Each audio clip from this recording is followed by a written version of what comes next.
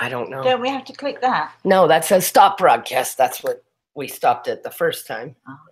You guys are live. Yes. Can you see us?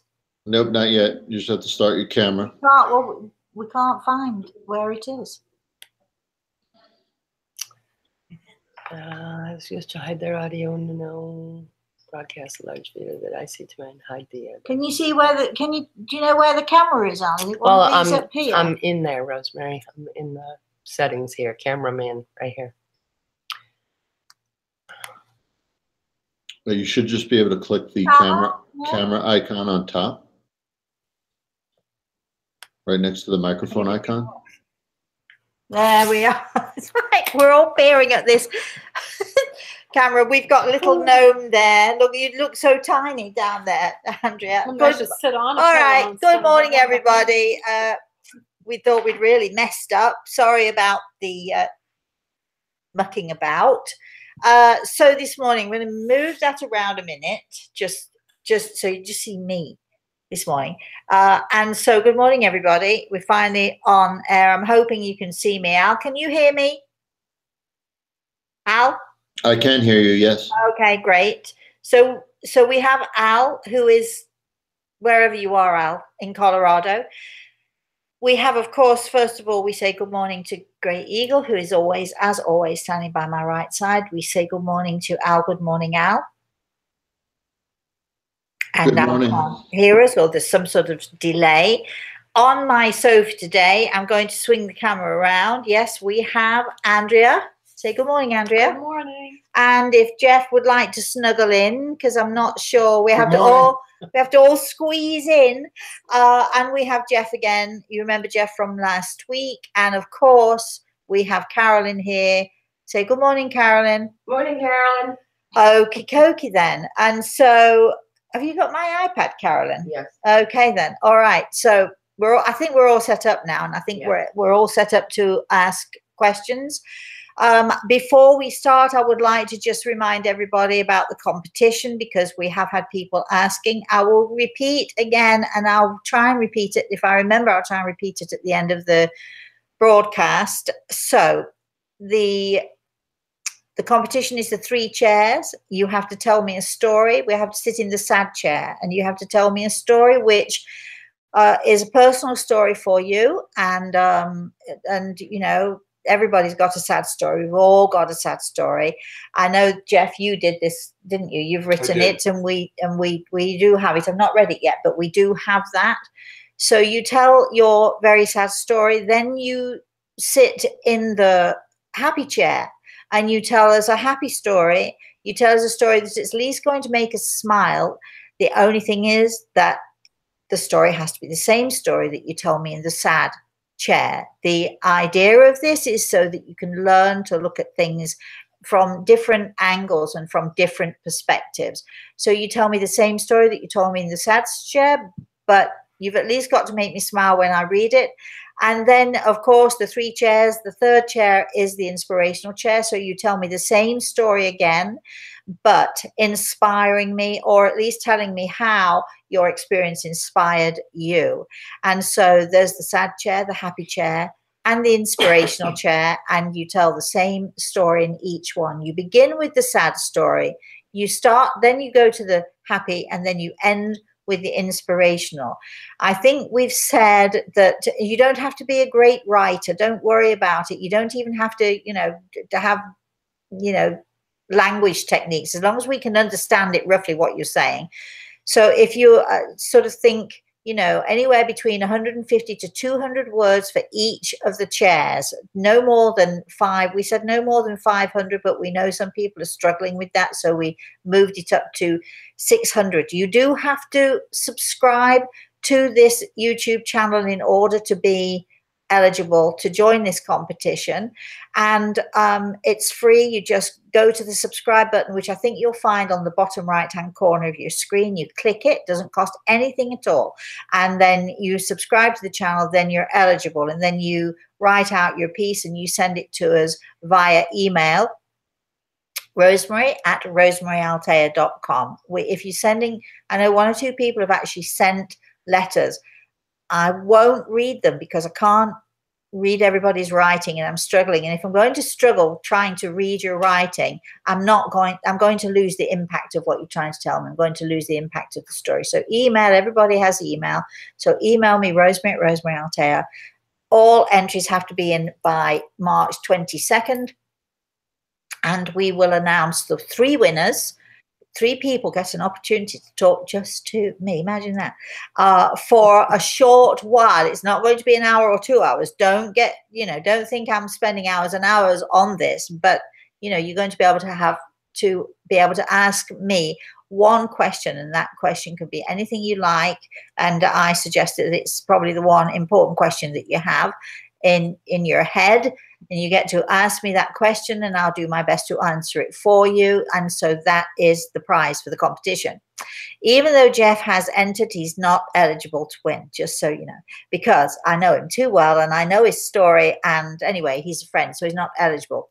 So, just do it. Don't be fazed by it. Don't think you can't do it. Don't think, oh God, I'm not a good writer or what have you, or my grammar isn't great. Just do it. Do it from your heart. It's the reason I've chosen this exercise for this competition is because I'd like you all to start thinking, and we all need to start thinking about how to look at things from different angles and different perspectives. All right. So we've got Andrea and Jeff on the sofa. Did I ask you to say good morning? Did you say good morning already? So hello anyway. And they're married, which is why they're snuggling. The other reason that they're snuggling is because we can't get everybody in the picture unless we snuggle. I've known Andrea and Jeff for how many years? Oh golly. 14 years. They came to me because they had an issue in their family. They may or may not talk about that. It's up to them. It's not for me to talk about it. They're just joining me on my yellow sofa. I'm starting to get into real competition now with Graham Norton because we're getting lots of guests on our show. So before we go any further, let's have our first question because it is live and we do have questions. So I'm going to go to Carolyn first, and then I'm going to be bobbing back and forth between Al and Carolyn. And also I'm going to be asking for Jeff and Andrea's opinions, if they have any, on some of the questions, or if they have any help or advice, because they've been in that life situation and they've learned and they've grown quite a lot, I would say, right, from your own experiences. So, and it's always good anyway to hear somebody else's opinions. So, Carolyn, let's have the first question, shall we? Before the first question, we've got a good morning to you, Andrea and Jeff. Pleasure seeing you. It's 6:10 p.m. here in the UK, and Simon says that. All right, okay. Hello, Simon. Do you remember Simon? He's one of my students, yeah. Marina asks, if I move up to upstate New York, will my daughter cooperate with me and allow me to keep my granddaughters with me a few days each week? Marina, we don't do questions like that. We do all sorts of other questions, but we don't. This is why you've got to join the competition, because that's the kind of question you might want to ask me on a personal basis. But seeing as Greg has put his hand on my shoulder, I'm going to give you a little bit of something here. Now, you and I both know, don't we, that your daughter doesn't always cooperate anyway. She's, there's a bit of stuff going on between you, probably mother-daughter stuff. So, you have to simply accept, find a different way. You don't expect her to change. If you won't change, she won't change. So find a different way to approach her with the grandbaby issue, because I do feel that if you change the way you deal with each other, if you change the way you deal with her, she'll change the way she deals with you. You need to build a better relationship with your daughter. And when you built a better relationship with your daughter, and I'm saying it, and I know I sound so glib, I know I do, and I know it's really hard for you, and I do really sympathize with you. My daughter and I, we have a fantastic relationship, but we've had those moments, as every mother and daughter have. We have those moments when, she's willing to kill me, or I'm willing to kill her, or whichever way. It's like, we do have those moments, but you need to build a better relationship with her, and you have to, you know, and you're probably saying to yourself, well, why is it always me who has to change? Well, you're the adult. I know she's an adult, but not really. You're the adult. You need to show her by your example how to be. That's. I know Al is waiting on a. Al, go ahead. No. He's actually waiting on some more information, so I'll skip in. Oh, yes. Go ahead. Let's see. Brother Nate. Good morning, Brother Nate. He asks, in the spirit world, do you have enjoyable pastime activities like school or sports? Oh, yes. Oh, yes. I think I've said this before, but I have one young man who used to tell us that because he was very involved with snowboarding while he was here, but he actually told his parents, I'm not snowboarding anymore, I'm cloud boarding. Can you imagine that? Skimming the clouds. What do you say to that, Jeff? Any comments for that? Watch out for the trees. No, he's way higher than that. He's way higher than that. All right. Next, Al. Yeah, Al. Good morning. Good morning. Sarah asks. I can barely hear you. Do I need to switch up my? Yes. Just a little. Is that one? Yes. Is that one? Yeah. Go ahead. Okay, so Sarah asks, do you think a husband or wife can block you from finding your spirituality, or is it because your souls don't match? Well, there's a perfect soul science question right there. Right, Andrea? I mean, we were talking about this the other day. And in fact, Andrea and Jeff came for dinner on Saturday. Did you have a nice dinner, by the way? Very good. Very good. You want to tell people what you ate? Can you remember? Lamb. If you say lamb ribs, I'm going to hit you on air. We had a lovely rack of lamb. Actually, you had 3 racks of lamb between us all, but yeah. Is that all you got to say about it? It was lovely. With homemade pesto. Homemade pesto encrusted with breadcrumbs and all of that was so good, right? Creamy, mild potatoes. Creamy Mild. creamy mashed potatoes with sour cream and chives, Carrots. buttered baby carrots. Meringue. Yeah. Chocolate covered strawberries. Yeah. And all delicious. Cream horns. Cream horns with applesauce. Yeah, we're good. And yeah. Drizzled icing. Yeah. Can always count on a good meal at Rosemary's. It's like Alice's restaurant. Andrea sat at the table and I put everything on the table. This is so funny because it's so cute. She's so little anyway. She's teeny little thing. Anyway, she's sitting at the table like this little girl. She looks at everything on the table. She says in such a heartfelt way, she says, oh, I do love coming to your house for dinner. I thought, oh, that's the nicest thing anyone said in a long time. All right. Oh, sorry. I can relate because I miss our lunches. I know. Carolyn has to often. scoot off for the grandbabies now, so you don't get any lunch. I know I haven't had a Rosemary lunch in months.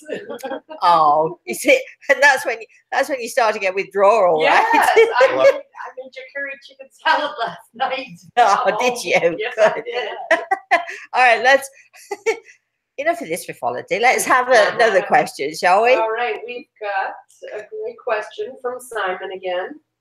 Simon asks, Andrea and Jeff, how has knowing there is an existence after our loved ones pass changed your attitude and outlook towards life? I'm going to just move it. I will stay in the frame, but go ahead. I think that it's very healing from the standpoint that you feel that you still have a connection with them, and messages from them are extremely helpful, and you don't feel as an extreme loss. You still feel loss, but the capacity of it is not as hard. Just knowing that you still have that connection and that they're with you and having signs that they're with you just validates all of that. Jeff? Yeah, I agree. I think that's the key when the moment of clarity comes, that they are truly there in the spirit world and they're there with us. And we did talk about that last week, didn't we? Your particular moment of clarity. Yeah, we did. Yeah. And it's a beautiful feeling. It's a renewal. part of that healing recovery process from the loss.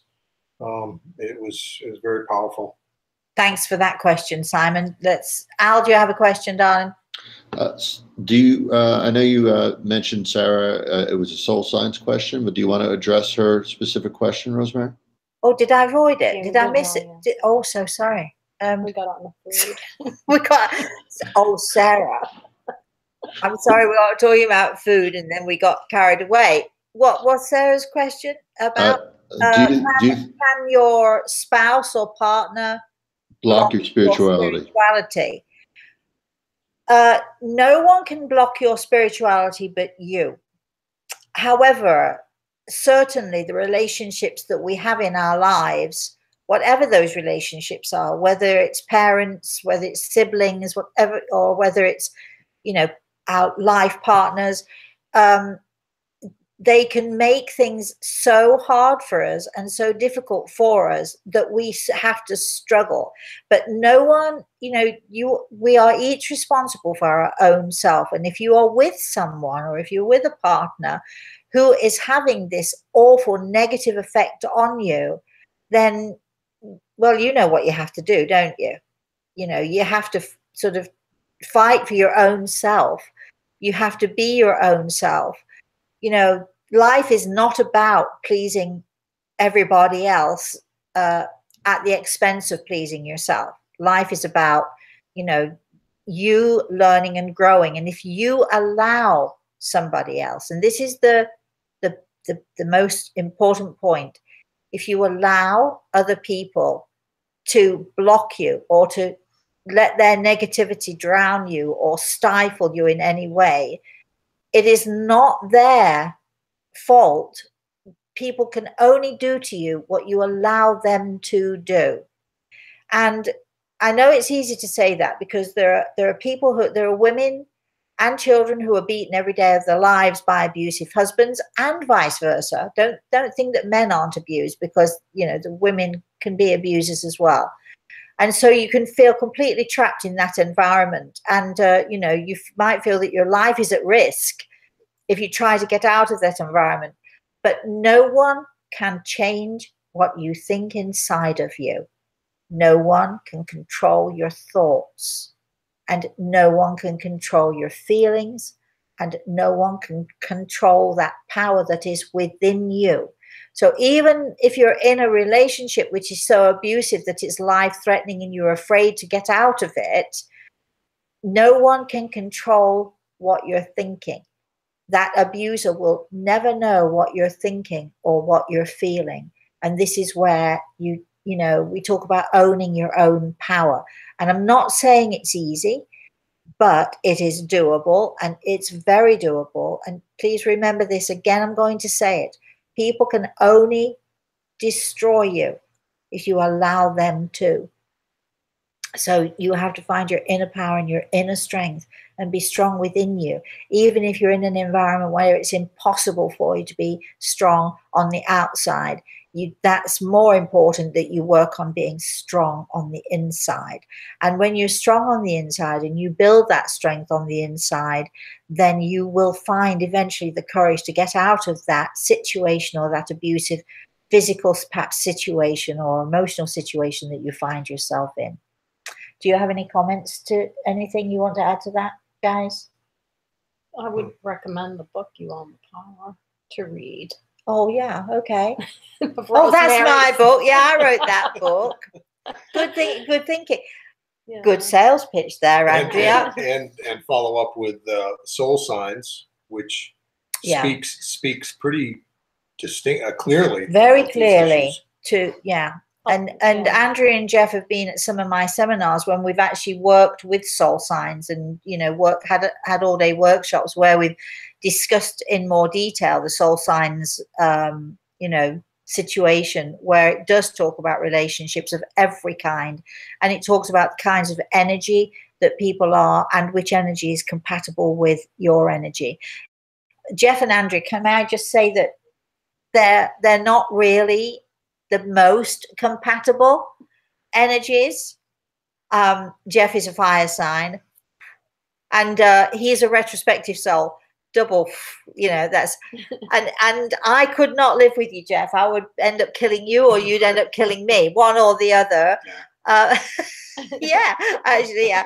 But Andrea, although she's an earth sign, she's a central energy, and so she's much more willing and much more compromising. But it's been tough for you over the years. It's not been easy, has it? That's right. However, what helped in doing the soul signs workshop and learning about that helped you identify what it is. So, and you realize you're not going to change the other person. So you start to have some acceptance around it rather than pushing on a wall that you're never going to be able to move. And yeah, it's true. I learn think how to, you know, work better together through that, rather than through the knowledge of soul signs. And you can actually, you know, I think the one thing that comes out of the soul signs book, and Carolyn, you might want to comment on this, the one thing, because it's Carolyn's favorite book, the one thing that comes out of the soul signs and learning about soul signs, which is very different than star signs, I must point out to you all, the one most important thing about soul signs that comes out of it is that, you know, you just cannot help being who you are. And there are certain things about you that you will, no matter how much you try, you will never change. You might make them more, or you might make them less. Those character traits that you have, that you won't change them, but you can make them more, you can make them less. You can, you know, temper your temper, so to speak, or you can, you know, build on self-esteem, etc. But knowing about soul signs, you can look at other people, and whereas normally you might say, oh, you know, why does it have to be that way? You now know why it has to be that way, right? You know it, and so you're not fighting it. You're trying to find a way around it. I think, Amri, that's what you're saying, right? Yeah. Do you want to make it? I know that Carolyn does not like to let soul signs go without a brief something, a comment. Do you want to say anything? And just that you had received an email yesterday, somebody asking, does soul signs just apply to love relationships? No. And soul signs applies to any and every relationship that you might have, even with your animals, believe it or not. You can, I mean, I happen my cachorro, who we have to, there's no room for him on the sofa this morning, as you can see, so we had to put him in the kitchen. But he is an earth sign. And of course, I'm an earth sign. So we're very, very compatible in so many ways. And he knows I'm the alpha dog, so we're even more compatible. And he, you know, I mean, no, soul signs applies with every single possible relationship that you could imagine, with your boss, with your, you know, with your friends, with your siblings, your parents, your grandparents, and I mean, you name it, in every way, your children. My darling boy Reese, he's an earth sign like me. My daughter's an earth sign like me. You know, the possibility there is that we might clash, but we are compatible. There are 3 different types of earth sign, 3 different types of fire sign, 3 different types of water sign, and 3 different types of air sign. And so, you know, we're compatible. Andrew and I both earth signs. I'm a warrior, and you are a warrior, or are you a visionary? No, visionary. Visionary. I was going to say central. Which you're a central energy, which my daughter is also a central energy. And so because of that, we are much more compatible. If another warrior, for instance, we'd be fighting over who's going to be boss. And although my daughter and I do sometimes fight over who's going to be boss, of course we do, we work it out. But, you know, there can only be one chief in any relationship, right? Mm-hmm. So, and she's it, right? She's an earth sign today. No, she's always it. She's always it, Jeff. All right. Al, can we have another question? Sure. Sarah asks, is the number of children you have predetermined? They're debating another child. For some of us it is, and for some of us it's a choice. How about that? I'm sorry not to be too helpful, but, you know, Al, what soul sign are you? You're a water sign, aren't you? Earth visionary. Oh. Yay. So I was wrong then. So, oh, stop. All right then. You've heard me say I'm wrong there. Now this is on air. As far as children are concerned, Sarah, you have to go, with your feelings. If it is determined that you won't have any more children, then you're not going to have any more. If it is determined that you will, then you will, regardless of what you're thinking or feeling. It'll just happen, whoops, there it is, without even trying, actually. So, but, we do have choices, and there have been these times when I've looked at someone and I know they're going to have another baby. I mean, just know that it's going to happen. And I just want to say to them, if you don't want it, you need to cross your legs for the rest of your life, which of course they're not going to do. But it's very often, Sarah, it is determined, but there are people who have choices. Carolyn, a question?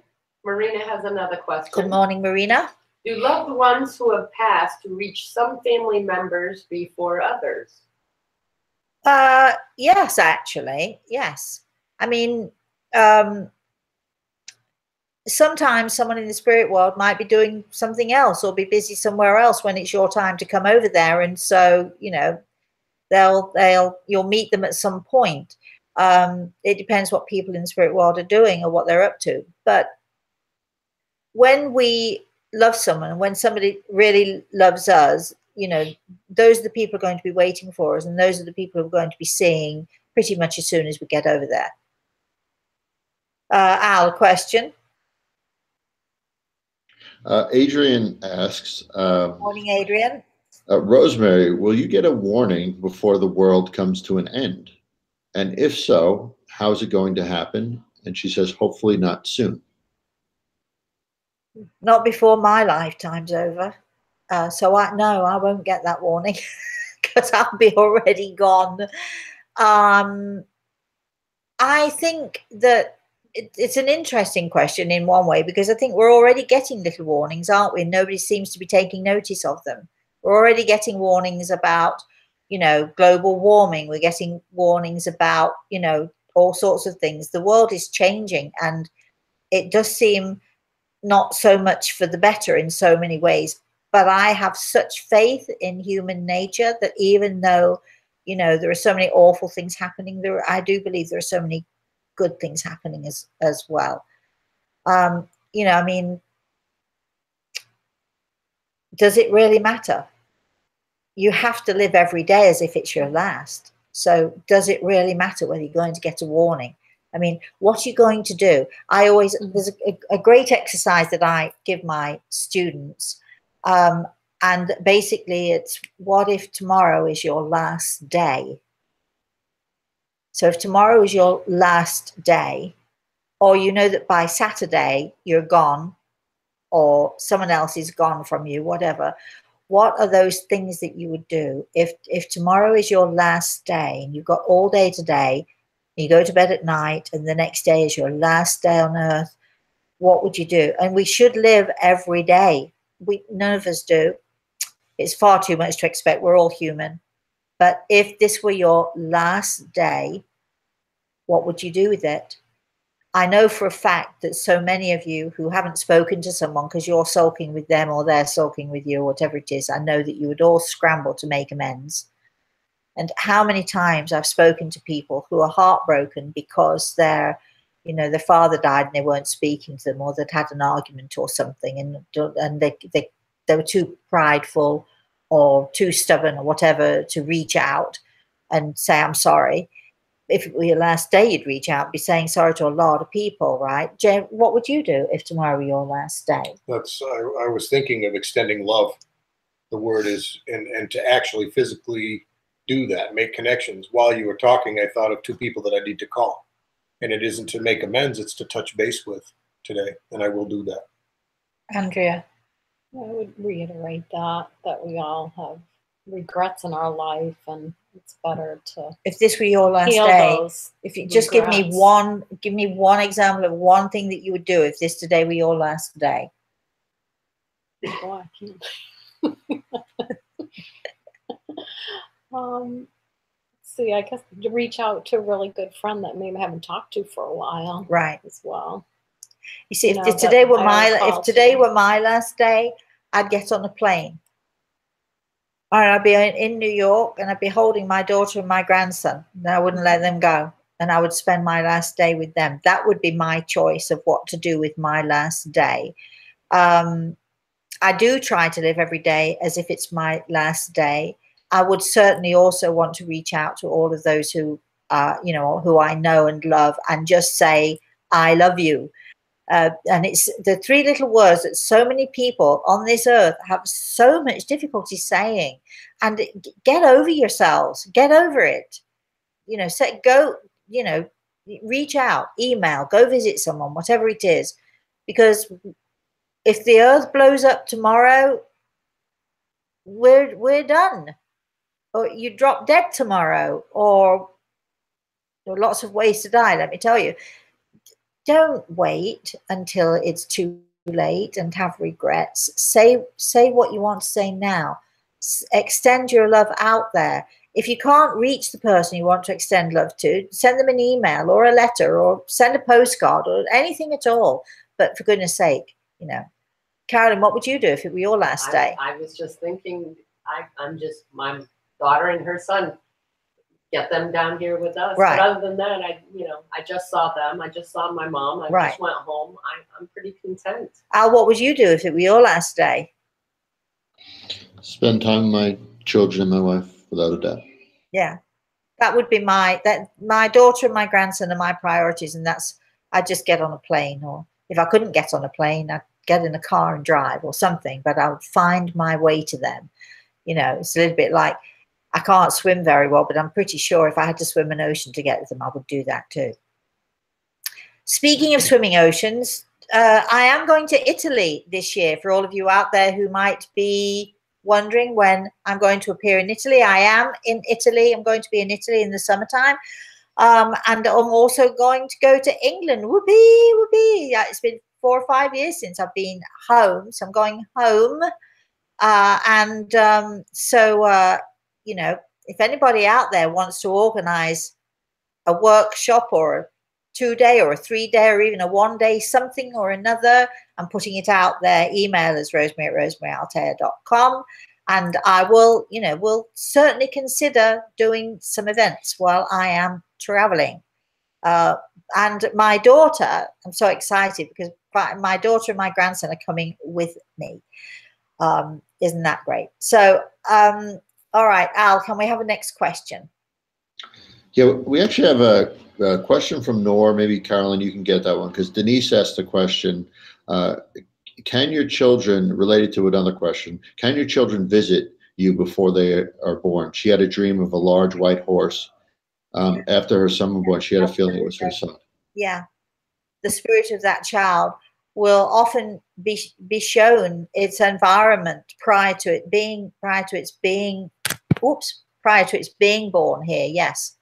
And you know, yes, and it sounds like you had a wonderful experience then. Who was this who wrote this? That was Denise. And Marta has a similar thing. She had a dream meeting her granddaughter at the gate. She wants to know if it was real or not. Before she was born. Before she was born? Correct. Yes, Marta. Yes, Marta. Good morning. It's very possible. Yeah, very, very possible. I certainly met my grandson. I was told about him. Oh, if I tell you how many years ago, you'll know how old I am. Not that that matters to me really, but I knew about my grandson. I was told by a gypsy, believe it or not. She was amazing, and she told me many things, and she told me that I would have this special little boy in my life, and that was something like 35 or even longer years ago. And then when my daughter moved into the apartment that she's in now, she was looking around the apartment, and she saw this little boy skipping through the apartment, and she called me up and told me about it. But I saw him sitting on her knee before she conceived him. So yes, it is very possible to see babies before they're born. Yeah, it's great too. Carolyn, a question? Question from Noor. Those Good who are morning, born, Noor. those who are born as conjoined twins in the physical world and remain unseparated as conjoined twins until they die, how do they appear in form in the spirit world? Well, they're separate. You know, they have separate soul, separate spirit, separate energy. It's just it's a physical thing. The co-joined thing is a physical thing, not a spiritual thing. So they are individuals. And if you've ever spoken to a co-joined twin, or you know a co-joined twin, they have their own different personalities. That it's not just one person split in two. It's two people, two souls, two different kinds of energy, and you know, but obviously very compatible energy, because they're both born in the same pocket of energy. Read soul signs to understand that one. And so, you know, so they're very, very separate. So would they both be fire signs or water Yes, signs? yeah. Okay, Yeah. interesting. Yeah, both born into the same pocket of energy. I'm saying yes. Gregel's putting his hand on my shoulder, so better pay attention. He says not always. So there's my theory blown out of the water. The good thing about this is this is the second time I've said I'm wrong today. You know, there might be a third time if you watch, if you pay attention and you listen, there might be a third time for me to say. This is why it's always great to have Grey Eagle here, because he's able to, you know, put a restraining hand, so to speak, or just to give a little input onto these things. So not always the same energy, right? Then that's that then. So I guess it's right, because twins are not always the same energy either. So I have to, you know, that needs further investigation on my part. I'm going to delve into that when you're all gone, and I'm sitting by myself this afternoon. I'm going to have a little conversation with Greg. We'll see what he says about that. See if I can find out more about it.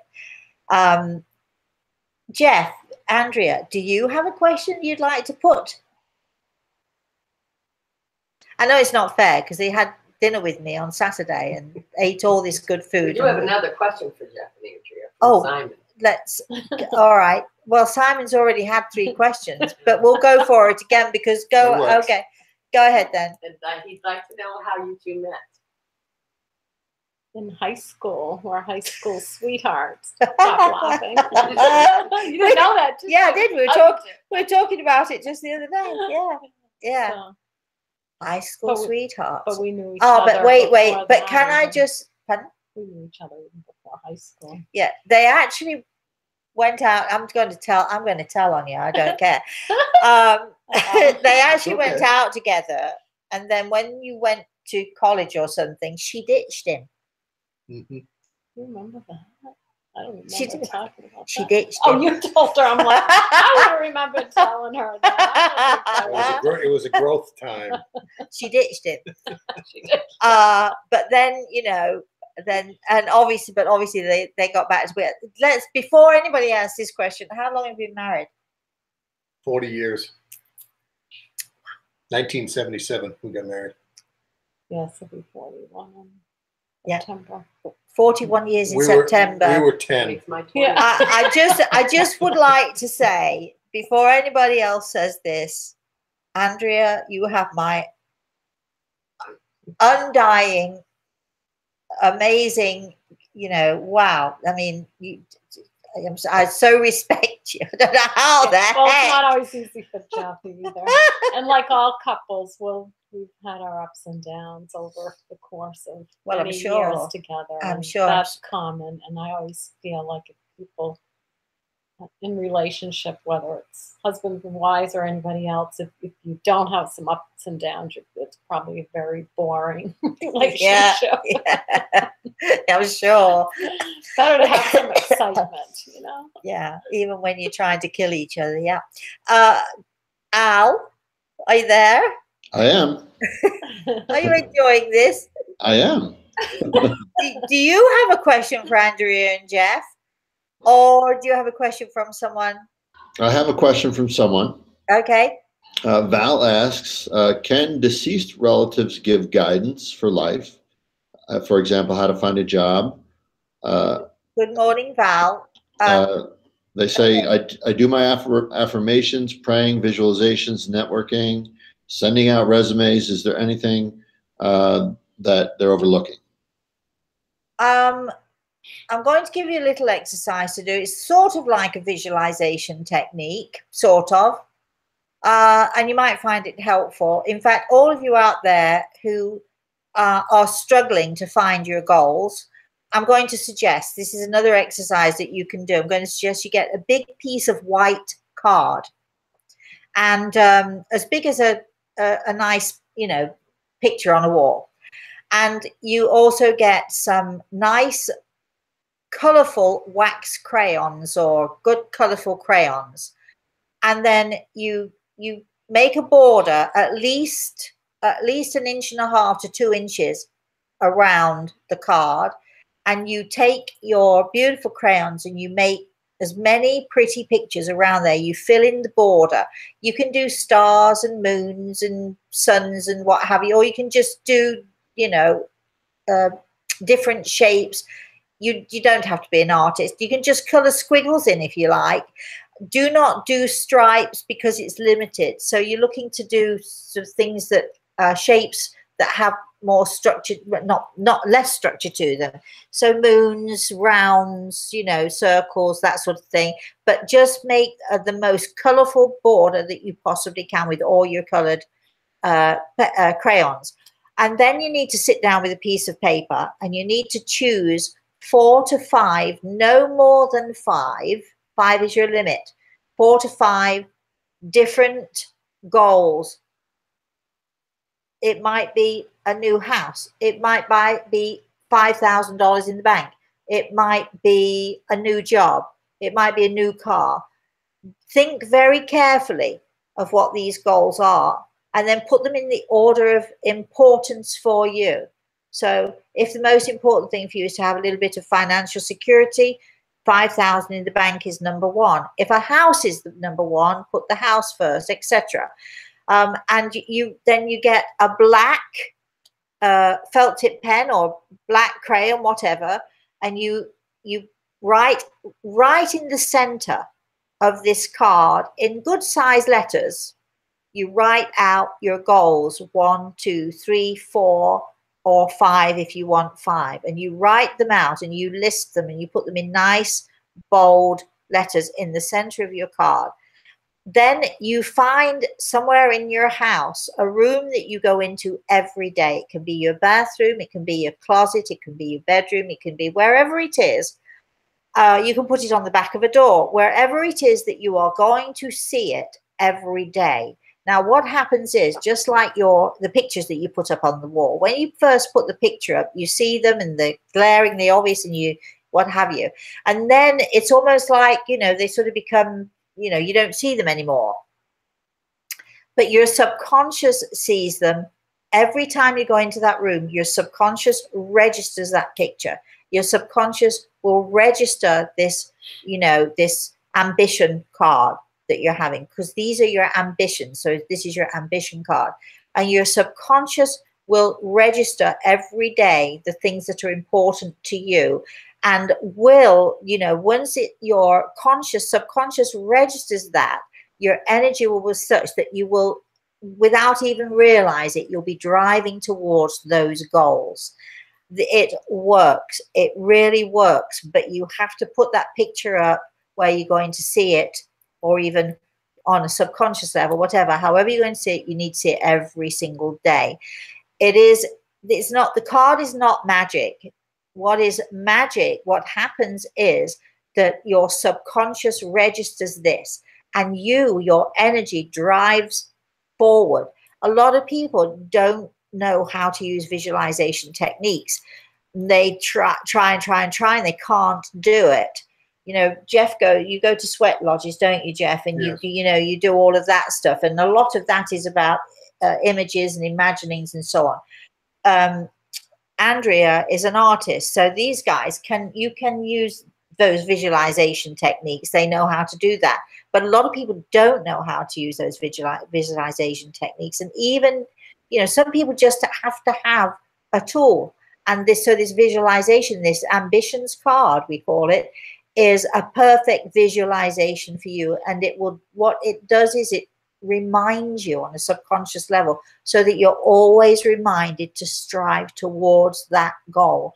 And I guarantee you that it works. I've used it for the last 30 odd years with my students, even more than 30 odd years we've discovered.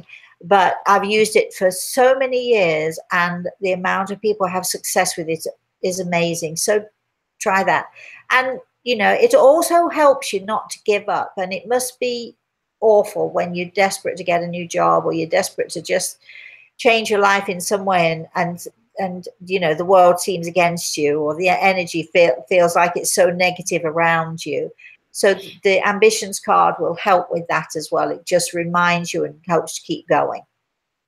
Rosemary, can I add? Yes.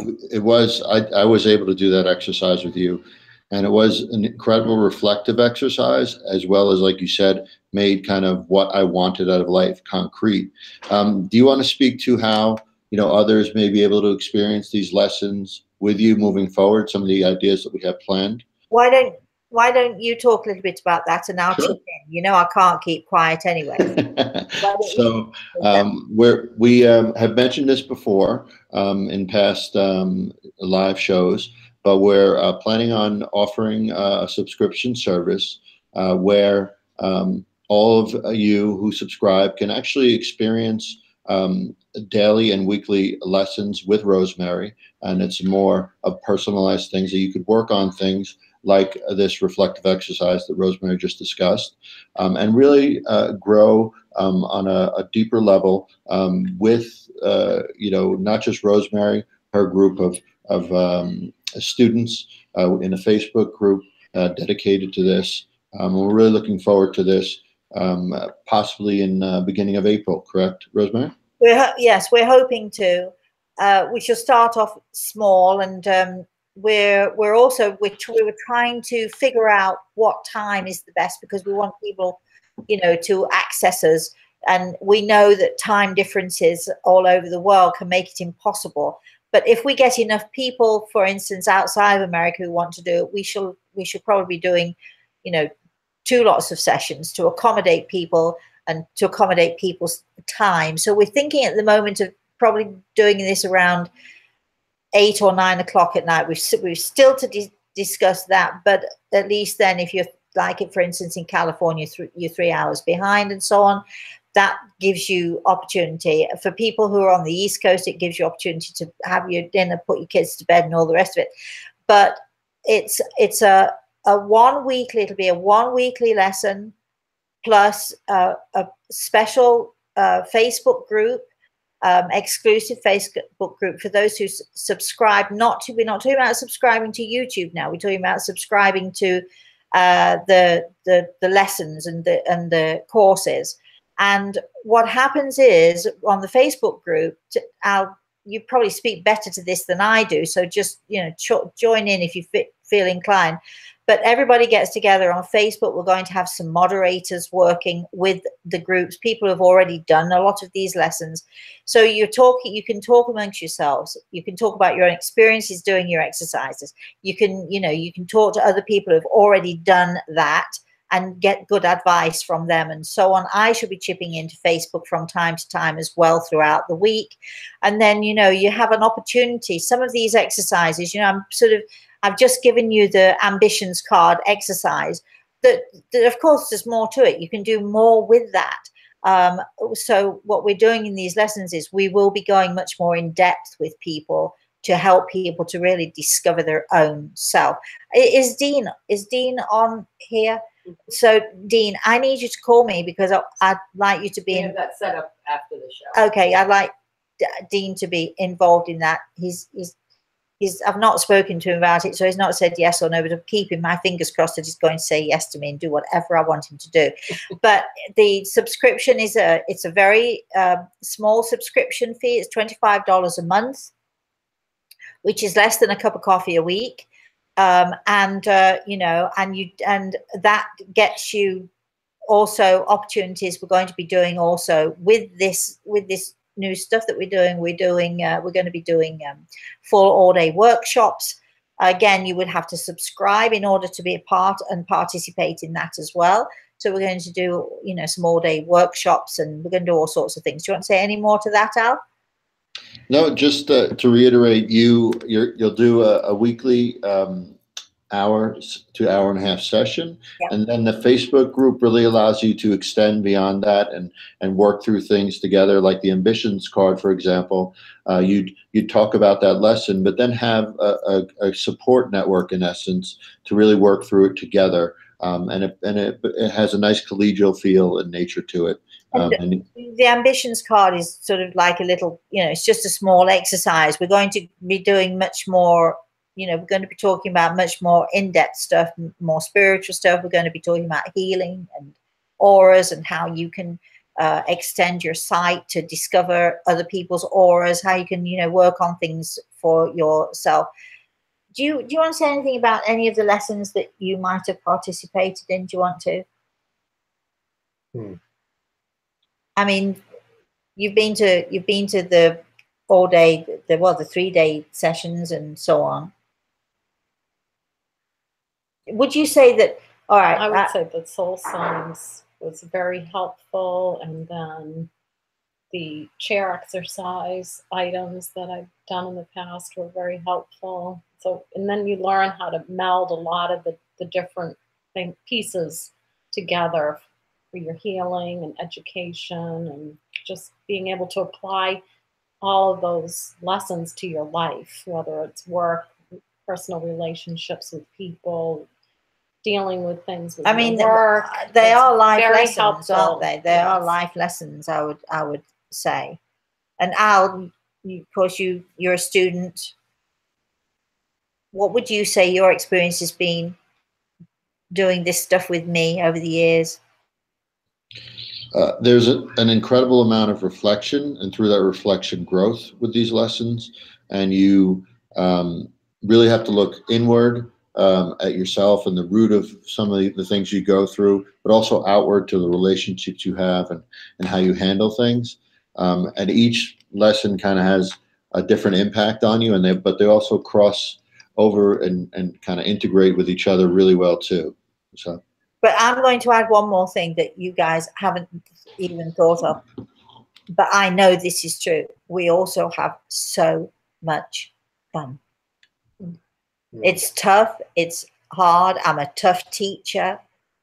There are times when you might not like me because I'm being a bit tough on you, because maybe you're not doing what you're supposed to be doing. Because the thing is that any lesson that you take, you only get out of it what you put into it. So, if you're not going to put your energy into it, forget it, So, and I'm not going to waste my time if you're somebody who, just comes every week and wants to talk, but hasn't, bothered to try anything. I'm not asking you to be an expert, but to at least try what we're suggesting you try, then it's not going to work for you. So with any lesson, with any type of education, if you put into it, you'll get out of it. But we do have a lot of fun. I know it's hard to believe because I'm such a serious person all the time, right? Right.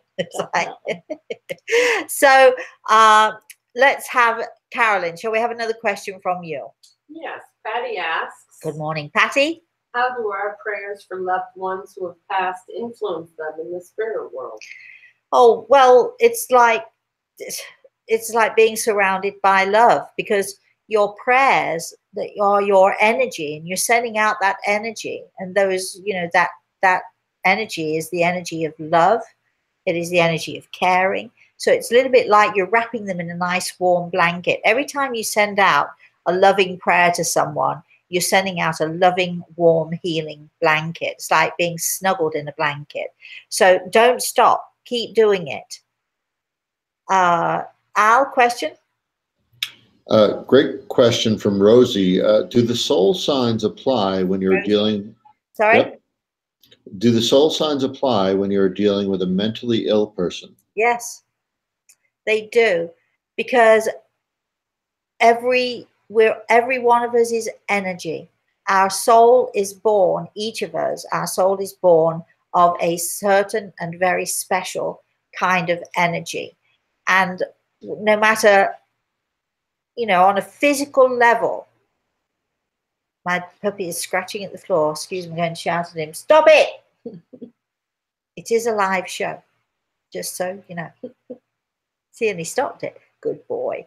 So whatever, you know, whatever type of energy your soul is created from, that is going to have a huge effect.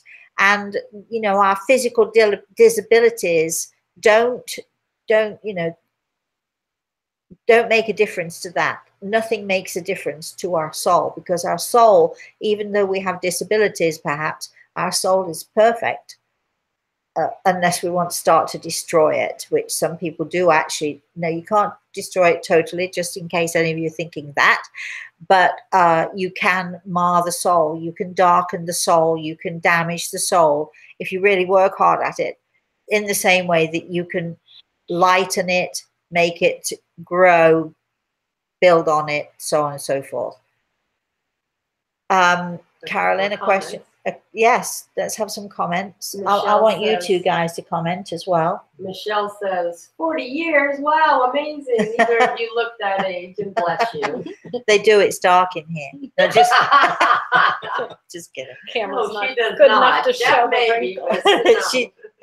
They were 10 years old when they got back. Thanks for that. Through Lily's Eyes says, oh my goodness, you have answered so many questions that were running through my mind. The ambitious card got it. Well, good, Lily, good. And Sarah said, love the ambition card idea. Good, good. We've got a couple of people, one person from Montreal City, two more from Canada, and another person joining us from Treasure Island here in Florida today. Oh, you're only down the road from where I am. Yes. Then. Very nice. Treasure Island is lovely. Have you been to Treasure Island? I've been here. No. Okay, and we've No, got it's questions. St. Petersburg, actually. Sorry, go ahead. Yes, sorry. another question. I'll read Charlotte's. Charlotte is from Canada, she says. She first asked, I would like to know, do our loved ones incarnate before we go home to the other side? And I asked her to explain what she meant. She says, for example, when a parent dies, my ex-father-in-law, will he incarnate to another life before she passes? Okay, I'm not an expert on reincarnation, and I have very different views on reincarnation than most people do. When we pass into the spirit world, our soul travels on in using our etheric or spirit body, which is the same shape, the same size as our physical body, without all the aches and pains. If you've lost a leg on a physical sense, the etheric is perfect. You're whole, and that goes, back to the light. We join our families if we're really lucky. We join our families and our friends and so on and so forth. And at some point, and that might be very quickly, or it might take us a long time, but at some point, we get an opportunity. We make a choice. Do we, we come back to this earth again and do this all over again? The universe and the many universes that are out there are so vast. Let's not just suppose that the only place to travel is back here. I disagree with what I call the yo-yo syndrome, which is, we come to earth, we live our lives, we die, we go back up there, we come back down, we go back up, we come. I don't believe that. I think there are far more choices than that. It's far more complex than that. Again, my views on reincarnation are very, very different than most people's. I've spoken to people whose faith totally believe that they will automatically reincarnate, and I've spoken to them in spirit world. One guy about 20 years after he died, and I saw him quite clearly in the spirit world. So I think there are choices. We have choices of what to do. At some point, we're all given choices. So, when you're thinking about the spirit world, when you're thinking about how it works, we do tend to have a narrow view because we're human and we only have our human experience. Our soul has much more than that human experience, but we tend to, we have a limited view of what there is. It's like when you're 5 years old, you go to school, and your limited view of school is that classroom where my darling boy is right now thinking about it. And he's in that classroom. And when you ask him about school, that's what he thinks about. He's thinking about playing with the trains, or he's thinking about the teacher reading a story or something like that. His view is limited because he's 5 years old. When we get, then we get to college, and our view is broader. And if you like, on this earth plane, our experience compared to the vast information that is out there in the universe, we're like those 5-year-olds. We might grow to be 6 or 7. If we're really lucky, we might grow to be 10, and we have a broader view, but we still can't see because we didn't get there yet. We can't see all of those opportunities that are out there for us and that are possible for us. Do you want to say anything about that, Jeff? I know I can see him itching. Thank you. Can you move in a bit? Snuggle in. Yeah, I was thinking about earlier when you asked about the seminars and my participation, and I was thinking of how when I've wanted a change, I have sought out someone to give me permission or tools to make a change in my life. Right. If everything's going great everything's going great, that's fine. And when that happens, I want to expand on that generally. I don't always take action. I don't always change when I think I should or whatever. But each one of these opportunities ties in a little bit with what you're just saying, is that we're given opportunities. And I think about, I don't know anything about dying and coming back, reincarnation. I don't know anything about it, but I've heard a language around it over the years that we have to learn a lesson, and we're brought back so that we can learn the lesson. And I think for me, what that means is I need to pay attention to my life today, and I need to continue to learn. And maybe the lesson is right here in front of me, and I'm waiting to die to see that message. Well, that's not true for me. Well, I agree. I think there's so many people. I agree with you, Jeff, completely, because I say this all the time. There's so many people who are so concerned about reincarnation, where they've been before and where they're going next, that you miss the now. So be careful not to miss the now. I think that's what you're saying, Jeff. Be careful not to miss the now. Be careful not to miss what's in front of you now. Al, do you have another question or a comment on that? No, just we're almost at time, but we have a question from Christian. He misses the family. He says they are in spirit, and he wants to know what can he do to feel kind of close to them now, connected to them now. Okay, I'm going to suggest again, because we've suggested it before, to take that 10 minutes of every day. Go find yourself a quiet place to sit in. Switch off all cell phones, all computers. Just find yourself a quiet place to sit. And, you only need to be there for 10 minutes. And you sit in that chair and you say to those in the spirit world, okay, I'm here. This is my time for you. If you want to come visit, I'd love it. If you don't want to come visit, that's also okay. It's a little bit like you open your house for visitors. And you say, okay, any visitors out there, you've got 10 minutes to come in or out, and I'm here. If you come in, I'm here. And if you want to say something to me, I'm going to be listening. But it's okay if you don't want to come in today.